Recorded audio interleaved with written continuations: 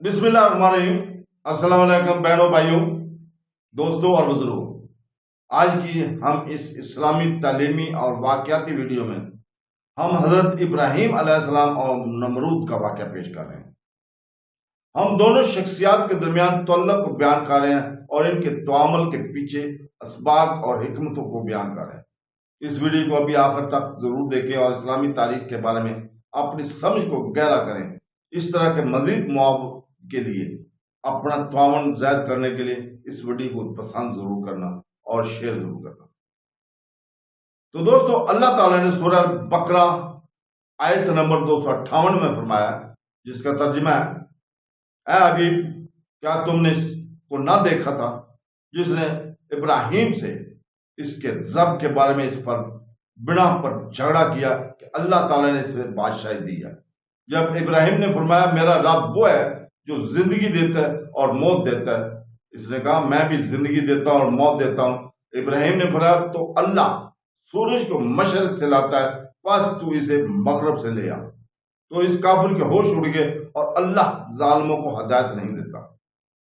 हजरत इब्राहिम अलैहिस्सलाम और नमरूद, जब हजरत इब्राहिम अलैहिस्सलाम ने आग में डाले जाने से पहले या बाद इसे तौहीद की दावत दी, तो वो कहने लगा कि तुम्हारा रब कौन है जिसकी तरफ तुम हमें बुलाते हो।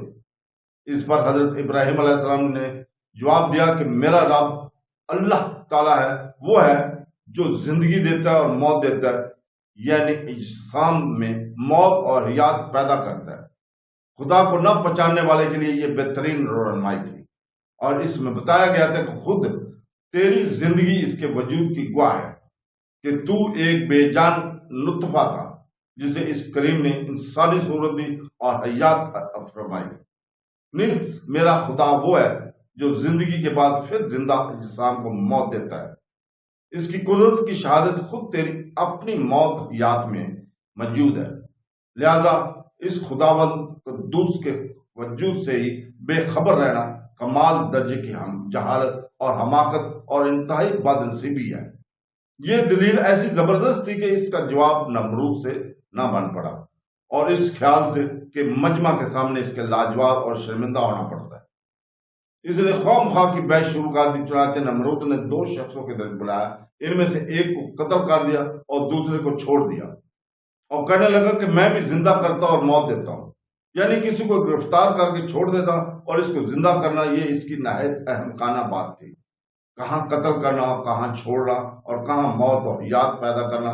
कत्ल किए गए शख्स को जिंदा करने से आजिज रहना और बजाय इसके कि जिंदा को छोड़ देने को जिंदा करना कहना ही इसकी जिल्लत के लिए काफी था। अक्ल और शऊर रखने वालों का इससे जहर हो गया कि जो दलील हज्जत हजरत इब्राहिम अलैहिस्सलाम ने कायम फरमाई वो हर शक व शुबा को काट देने वाली है और इसका जवाब मुमकिन नहीं। लेकिन चूंकि नमरूद ने शर्म मटाने के लिए कुछ न कुछ जवाब दे ही दिया था, अगरचे वो सरासर बातिल था, लिहाजा हजरत इब्राहिम अलैहिस्सलाम ने इस पर मुनाजरा गिरफ्त फरमाई कि मौत और हयात का पैदा करना तो तेरी कुदरत में नहीं। ऐ रबूबियत के झूठे दावेदार, तू इसे एहसान कामी करके दिखा और वो ये है कि एक मुतहर्रिक जिस्म को हरकत को बदल दे, यानी सूरज जो मशरक से तुलू होता है इसे मगरब से तुलू कर दे। ये सुनकर नमरूद हक्का बक्का रह गया और कोई जवाब ना दे सका। तो दोस्तों, अल्लाह ताला से दुआ है कि वो हमें कुरान पाक को पढ़ने और उसको समझने और उसकी तफसीर पढ़ने और उसको समझने और हदीस नबवी को समझने की तौफीक अता फरमाए और हमें उसकी पैरवी करने और उसके ऊपर अमल करने की तौफीक अता फरमाए। आमीन सुम आमीन।